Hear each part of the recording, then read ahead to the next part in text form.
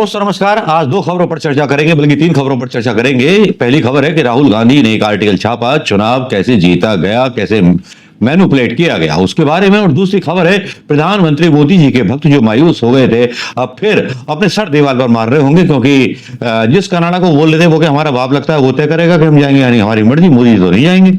लेकिन मोदी जी ने न्योता स्वीकार कर लिया है। ठीक वैसी ही बात हुई है कि जैसे किसी की मतलब लड़की जो है प्रेम विवाह करने के लिए भाग गई और प्रेम विवाह ना हो सका और वापिस आ गई।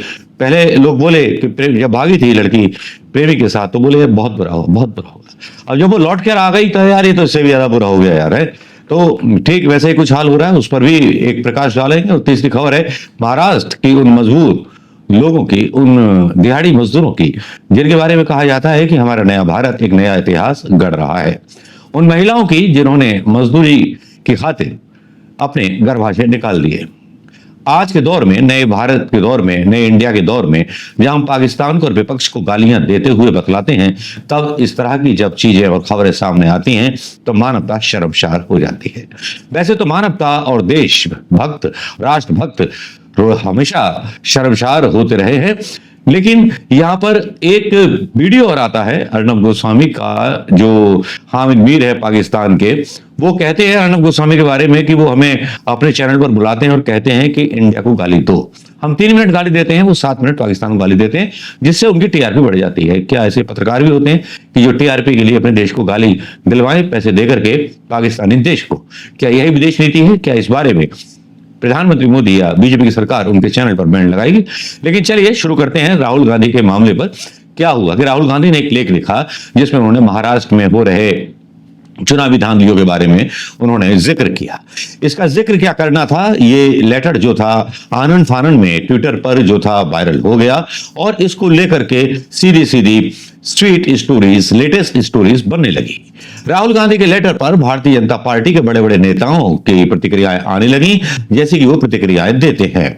जिस तरह की अश्लील ढंग की प्रतिक्रिया की उनसे उम्मीद थी, वैसी ही प्रतिक्रिया आई और राहुल गांधी का मकसद पूरा हो गया। आज के टॉप स्टोरीज में यही न्यूज है। आज तक लिखता है राहुल गांधी लेटेस्ट आर्टिकल, महाराष्ट्र चुनाव फिक्सिंग लेख पर हंगामा, जेपी नड्डा बोले धांधली का आरोप गलत। राहुल गांधी के महाराष्ट्र चुनाव फिक्सिंग वाले आरोप को ईसीआई ने कहा बेतुका, 4 पॉइंट्स में किया जवाब। राहुल गांधी का चुनाव आयोग को चैलेंज, बोले छुपाने के लिए कुछ नहीं है तो मेरे सवाल का जवाब दीजिए। चुनाव आयोग के पास कुछ छुपाने को नहीं है तो वो मेरे सवाल का जवाब दे। ये छापा नवभारत टाइम्स में, और उससे पहले की खबर जो बताई मैंने वो छापी जागरण ने, और उससे पहले की जो 2 हेडलाइन थी वो छापी थी आपके आज तक ने। जी हाँ, राहुल गांधी ने सीधा सीधा चैलेंज दिया। उन्होंने कहा कि अगर भैया छुपाने के लिए आपके पास कुछ नहीं है तो सीधे सीधे बताइए कि जो मैंने लिखा है वो गलत है। राहुल गांधी ने महाराष्ट्र के नवंबर 2024 में विधानसभा चुनाव में मैच फिक्सिंग जैसी धांधली का आरोप लगाया। राहुल गांधी के इस आरोप के बाद देश में राजनीति तेज हो गई। लोकसभा में नेता विपक्ष राहुल गांधी के दावों को चुनाव आयोग ने बेतुका बताया है। चुनाव आयोग ने राहुल गांधी के दावों का खंडन करते हुए कहा कि किसी के द्वारा फैलाई जा रही कोई भी गलत सूचनाएं केवल कानून के प्रति अनादर है, बल्कि स्वयं के राजनीतिक दल के नियुक्त हजारों प्रतिनिधियों को बदनाम करती है। इसके बाद शनिवार को एक बार फिर राहुल गांधी ने सोशल मीडिया प्लेटफॉर्म पर एक्स पर पोस्ट किया और कहा कि चुनाव आयोग एक संवैधानिक संस्था है। आयोग द्वारा बिना हस्ताक्षर के टाल मटोल करने वाले नोट जारी करना गंभीर सवालों का जवाब देने का तरीका नहीं है। राहुल गांधी आखिर बोले क्या थे? राहुल गांधी ने कहा था कि महाराष्ट्र सहित सभी राज्यों के लोकसभा और विधानसभा के सबसे हालिया चुनावों के लिए समके डिजिटल मशीन पठनीय मतदाता सूची प्रकाशित करें। महाराष्ट्र के मतदान केंद्रों से शाम 5 बजे की सभी सीसीटीवी फुटेज जारी करें, क्योंकि 1 घंटे के अंदर 40 लाख मतदाता कैसे बढ़ गए? पिछले 5 महीनों में 35 या 50 लाख के करीब बढ़े थे, तो ये कैसे बढ़ गए? ये उन्होंने अपने लेख में उठाया था। और फिर ट्वीट किया, dear AC, you are a constitutional body releasing unsigned evasive notes to intermediaries is not the way to respond to serious question। मैंने सीरियस क्वेश्चन किया, राहुल गांधी स्वीकार करते हैं। If you have nothing to hide, answer the question in my article and prove it why possible।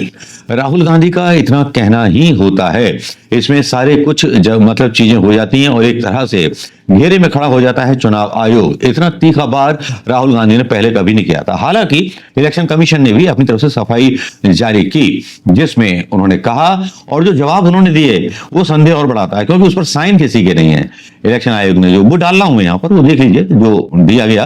चुनाव आयोग की तरफ से जो समरी दी गई, an Indian election are held as per law, the scale and accuracy with which election are held in India are widely acclaimed across the world. ये letter यहाँ डला हुआ है, इसको पढ़ के सुनाने का कोई मतलब नहीं है, क्योंकि इस पर किसी की ऑफिशियल साइन है ही नहीं। जो सोशल मीडिया पर ट्वीट किया है कई पत्रकारों ने, पवन खेड़ा ने भी इसको ट्वीट किया है।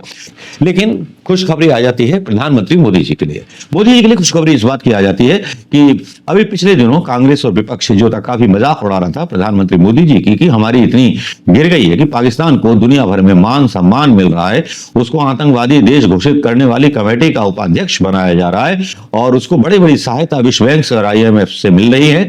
लेकिन प्रधानमंत्री मोदी जो G7 में जाते थे उनको बुलाया नहीं गया। इसको लेकर के विपक्ष ने काफी ज्यादा प्रधानमंत्री मोदी जी पर निशाना साध रखा था। लेकिन इस अंदाज को भी सुप्रिया श्रीनेत कुछ ट्विटर पर इस अंदाज में लिखती हैं कि एक राजा था, राजा बड़ा उदास था क्योंकि उसे दावत में नहीं बुलाया था, और दावत में नहीं बुलाया था तो उसने लाल आंख वाले एक अपने सलाहकार को मतलब भड़काया। चिड़चिड़ा राजा था और वो गया, फिर इंतजाम कर लाया। अब जो भक्त मतलब इस तरह की चीजें भाषा का इस्तेमाल करते हैं सुप्रिया श्रीनेत, और उसके बाद जो है खबर जो है वायरल होने लगती है। जैसा कि आपको पता है कि यहाँ पर खबर आती है, आधिकारिक रूप से खबर आती है, यहाँ पर कहा जाता है कि कनाडा के बदले सुर, G7 समिट में पीएम मोदी को क्यों दिया न्योता, पीएम मार्क कार्नी ने खुद किया खुलासा। जस्टिन ट्रूडो के प्रधानमंत्री रहते हुए कनाडा के भारत के साथ संबंधों में खटास आ गई थी। तो आप सबको पता है सत्ता परिवर्तन के बाद मार्क कार्नी ने पीएम मोदी को G7 समिट का निमंत्रण भेजा। कितनी देर से भेजा ये तो आप सब जानते हैं। इसकी देरी को भी सवाल उठाया जाना चाहिए, जबकि प्रधानमंत्री मोदी जी तो ललायित रहते हैं कि विदेश से कब न्योता आए और कब अपना विदेश का टूर बने। वैसे भी वो बोर हो गए थे, अब चुनावी इलेक्शन और कैंपेन से बोर हो गए थे। कल वहां टनल पर घूम रहे थे, दावा कर रहे थे कि मैंने कश्मीर और जम्मू उसको बड़ी इतनी बड़ी रेलवे लाइन बनाई 272 किलोमीटर लंबी। लेकिन ये बताना भूल जाते हैं कि पूर्ववर्ती सरकारों का इसमें योगदान क्या था। लेकिन यहाँ पर जब न्योता आता है तो प्रधानमंत्री मोदी जी जो भी अपनी ड्रेस वेस सिलवा के तैयार रखे थे G7 के लिए, वो अब काम आ जाएगी। एक्स्ट्रा खर्चा नहीं करना पड़ेगा प्रधानमंत्री मोदी जी को।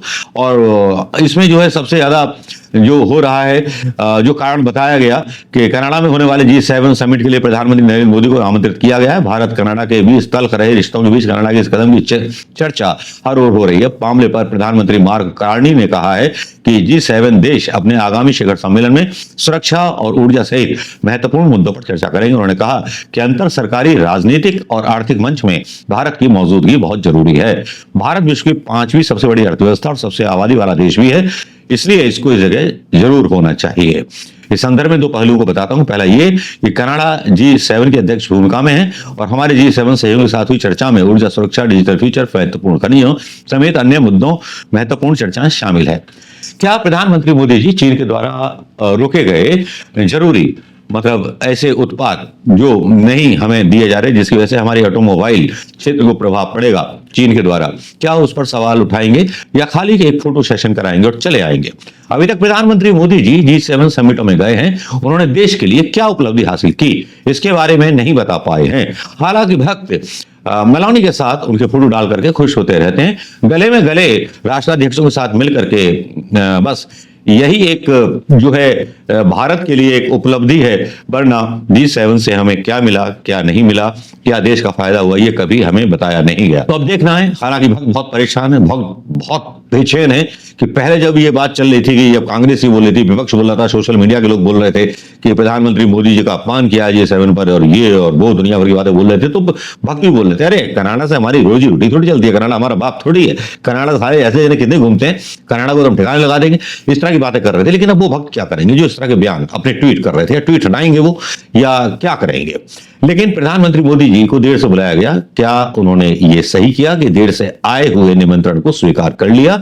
ये तो ठीक वैसे ही हुआ कि निमंत्रण उस टाइम भेजा हो जब घर में किसी के दावत खाना खाने के लिए बैठ चुकी हो और देर से बुलावा आए, तो क्या एक तरह से ये अपमान नहीं है? हमारे गांव में तो भाई बहुत अपमान माना जाता है इन चीज का कि अगर दावत में बुलाना था तो पहले देते। या शादियों में भी आप जानते होंगे, अगर शादी होती है रिश्तेदारी में भी या मोहल्ले पड़ोस में, तो कार्ड जो है बस या बारात जाते वक्त नहीं दिया जाता। कार्ड जब दिया जाता है कि जब शादी से पहले की तारीख पे आदमी तैयारी कर सके। लेकिन यहाँ तो कार्ड बारात मतलब खाना खाने बैठ चुकी है तब आया है। अब प्रधानमंत्री मोदी जी जाने, उनकी विदेश नीति जाने, क्या हुआ, क्यों हुआ, किस लिए हुआ। देश का मान सम्मान हमसे बेहतर प्रधानमंत्री मोदी जी जानते हैं। वो सेल्फी लेते हैं या मेलोनी के साथ बात करते हैं, देश के हित की बात या देश के लिए कुछ बड़े समझौते लेकर के आते हैं, या चीन पर कुछ नियंत्रण लगाने के लिए बोलते हैं G7 में या नहीं, ये देखने वाली बात होगी। हालांकि मीडिया इनका डरता है और दूसरी तरफ इनके परम प्रिय पत्रकार जो है बेइज्जती कराते हैं जब उनके बारे में खुलासा होता है कि वो पाकिस्तान के हामिद मीर को पैसे देते थे डिबेट में आने के लिए और कहते थे कि भैया 3 मिनट आपको भारत विरोधी बातें करनी है, गालियां देनी है, फिर हम 7 मिनट करेंगे, हमारी टीआरपी बढ़ जाएगी। लेकिन सबसे संवेदनशील जो मामला आता है वो आता है महाराष्ट्र से।